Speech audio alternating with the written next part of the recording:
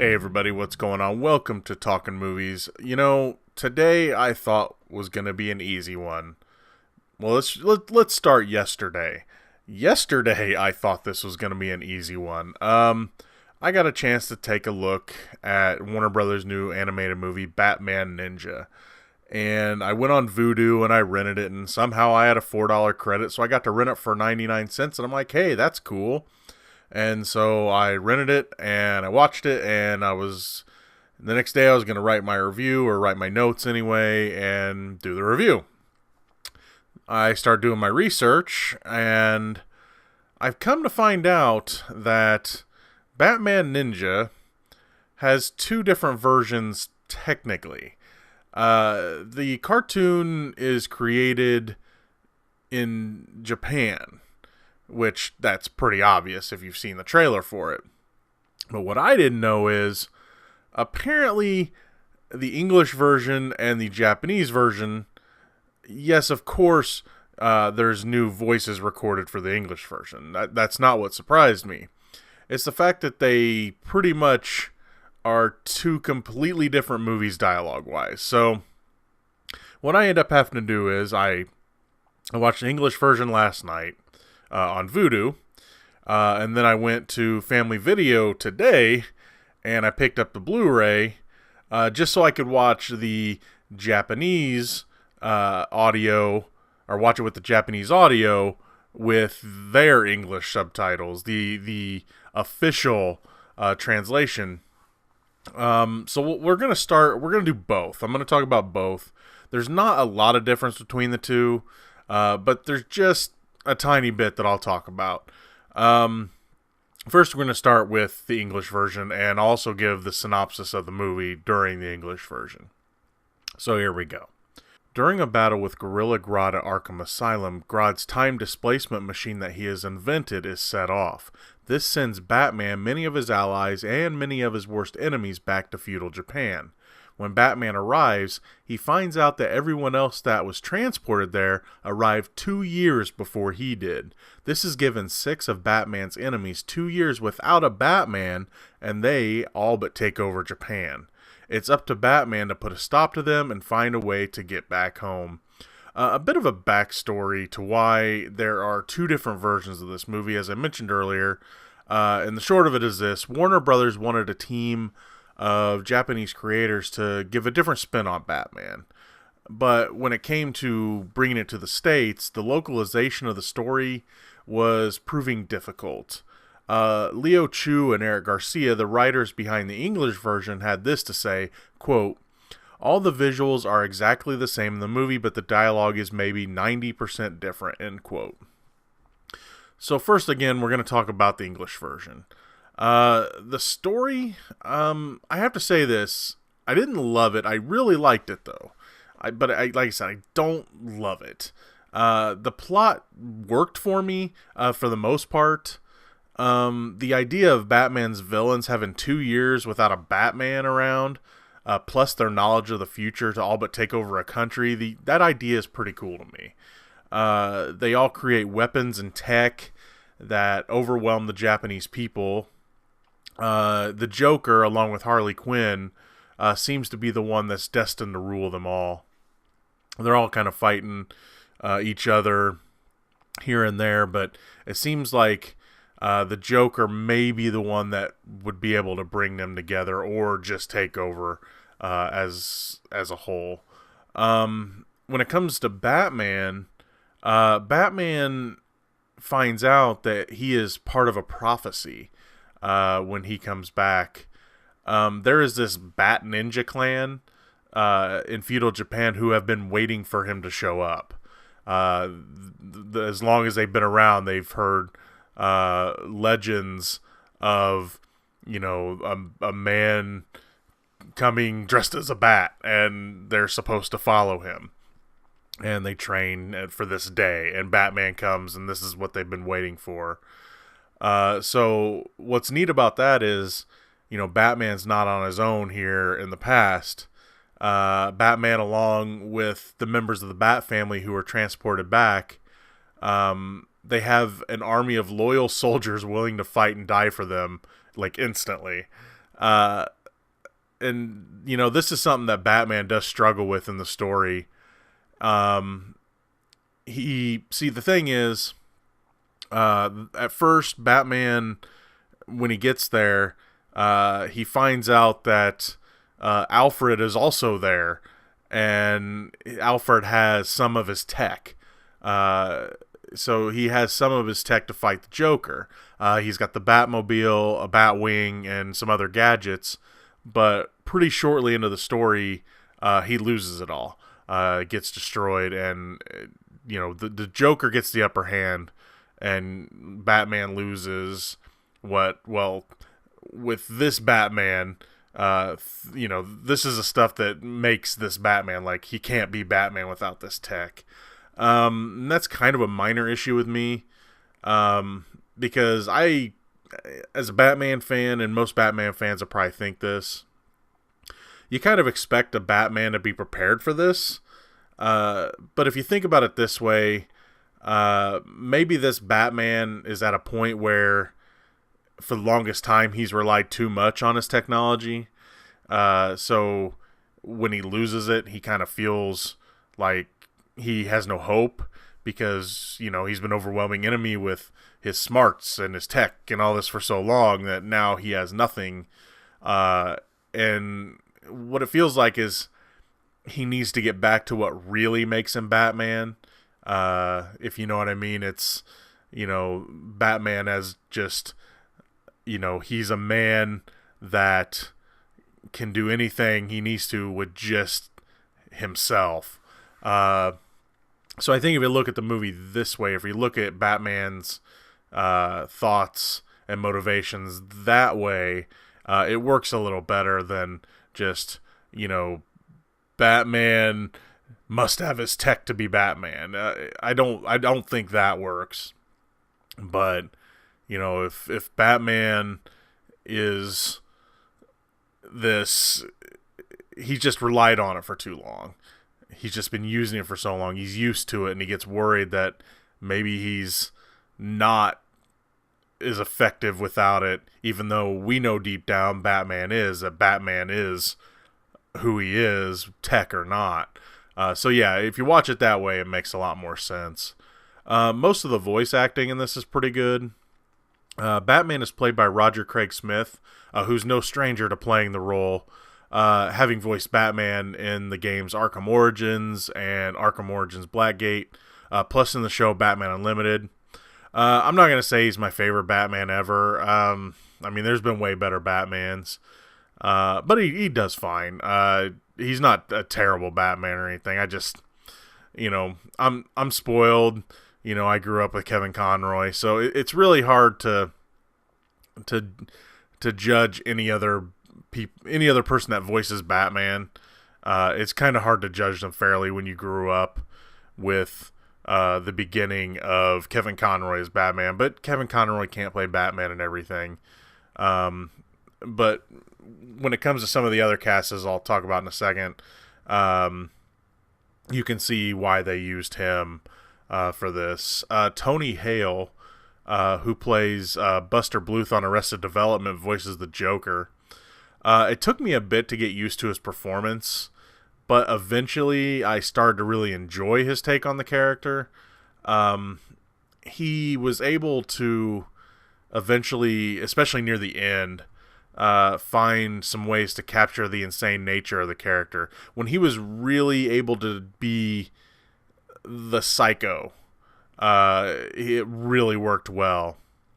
And you could tell he was having a fun time playing the character. So, yeah, it took a bit, but eventually I warmed up to him. Tara Strong, once again, voices Harley Quinn, so you kind of know what you're getting there. But she also voices Poison Ivy as well. And she's not the only voice actor to pull double duty in this. Adam Crosdell voices both Nightwing and Alfred. Yuri Lowenthal voices both Damian Wayne, Robin, and Red Hood. And Fred Tatasciore, who many people know as probably the most famous voice of the animated Hulk, especially with the newer Disney Marvel stuff, voices both Gorilla Grodd and Deathstroke. The voice actor that kind of threw me off a bit was Will Friedle as the Tim Drake Red Robin, because he sounds exactly like Terry McGinnis, also known as Batman Beyond. So that just kind of, as someone that loves Batman Beyond, that just it just kind of threw me off a little bit. Yeah, which I'm fine with him being Red Robin. I have no problem with it. But when he sounds exactly like Batman Beyond, I'm just like, wait a minute, is this supposed to be Terry McGinnis or is this supposed to be Tim Drake? But it's supposed to be Tim Drake.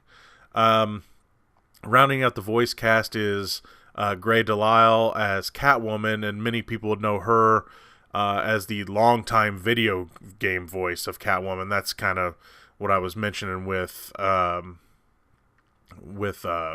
Roger Craig Smith being the video game Batman. Well, they got the video game voice actors for Catwoman. Eric Bauza, who many people would know as Tiger Claw from Nickelodeon's Teenage Mutant Ninja Turtle show. He plays Two-Face. And Tom Kenny, who, of course, everyone knows as SpongeBob SquarePants, plays the Penguin. And also, he's voiced the character Penguin in some other DC projects as well.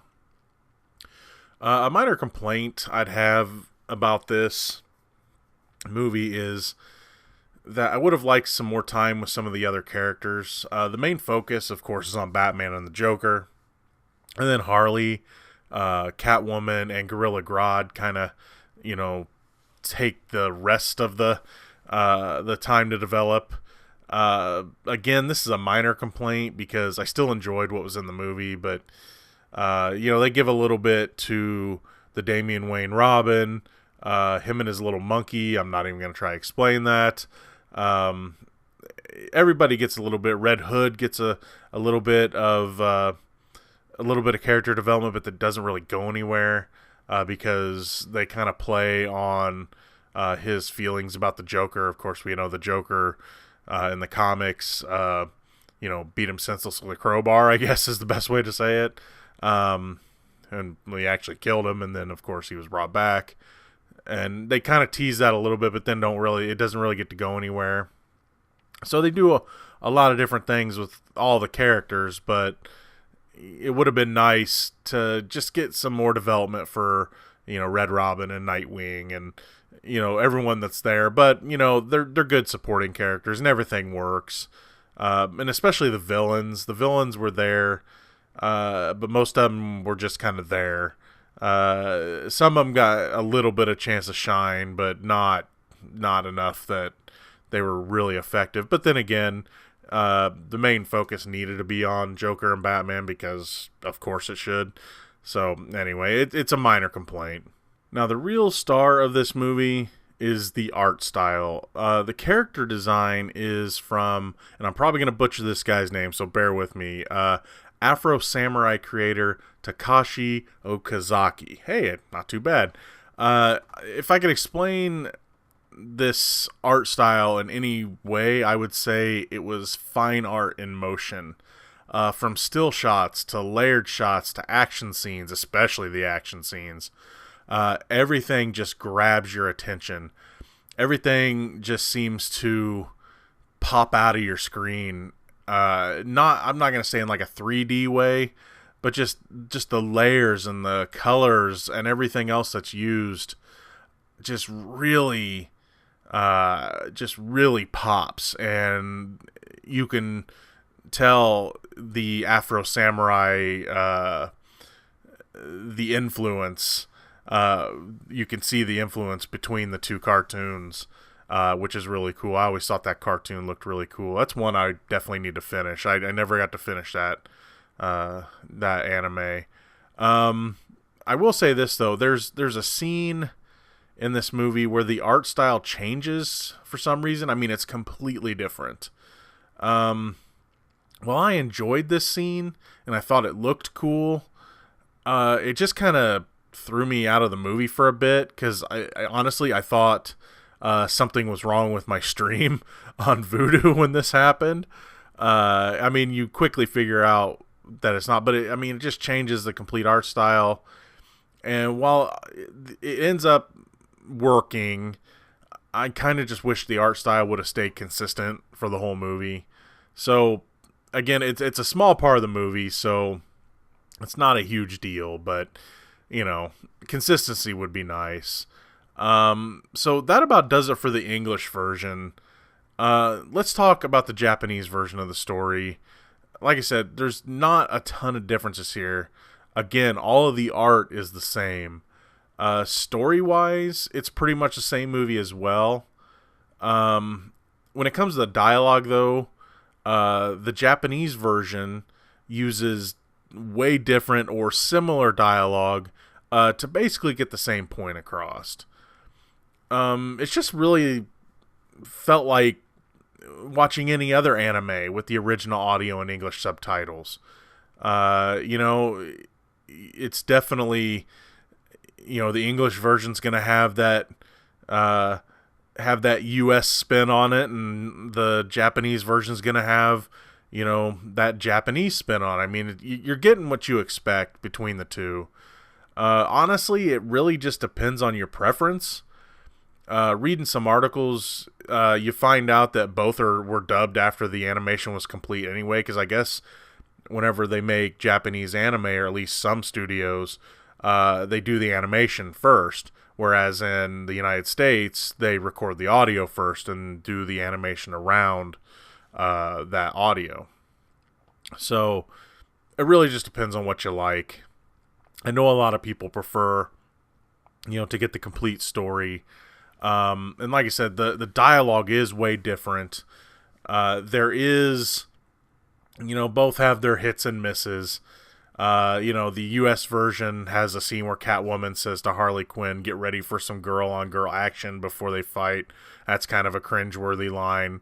And then the Japanese version, there's a scene where in the English version, Catwoman says to Batman, "I'm happy that you can forgive me even though I tried to betray you." And I don't remember exactly how she said it, but in the Japanese version, she's like, I can something like, "I can admire a man who can, forgive a woman's faults," or something. It just is like, what?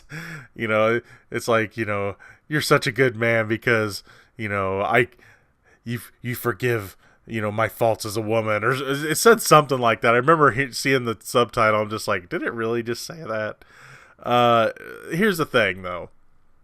Both are worth taking a look at. Both are pretty crazy. This is not your typical Batman movie.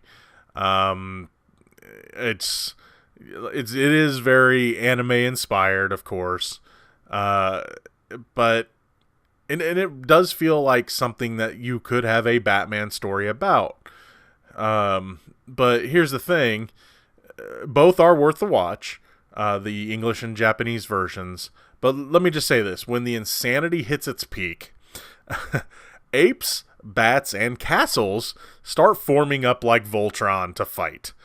This is when you just have to tell yourself to just shut up and enjoy the ride. This movie is crazy, but I still recommend checking it out, if not just for the art style. Just the way everything looks is really cool, and it's worth at least viewing. I wouldn't recommend buying it unless you're a hardcore lover of anime, because like I said, if you buy it and like to have the original Japanese audio with the English subtitles, you're gonna really like it, because it's a weird one, like some anime is weird. At least in the eyes of those that, don't really admire it. But it's definitely worth a rental, no matter what, just to check out. I was glad I checked out both versions. I would probably, story-wise, or at least dialogue-wise, prefer the English version. But that's just my preference. But then others will probably be different. But either way, check both of them out. Just to see it. It's worth seeing. You may not like it, and I would understand if you didn't, because it's not some people would prefer a more typical Batman story, and I get that. But me, like I said, I wouldn't buy it. Would I watch it again? Maybe. I'm not gonna rush to see it again, but I was glad that I checked it out. Anyway, that's gonna be all for Talking Movies tonight. Hope you guys have enjoyed this. Again, check out Batman Ninja if you get a chance to. And I will see you guys next time on another edition of Talkin' Movies. I'm the real Geno Reynolds. Peace.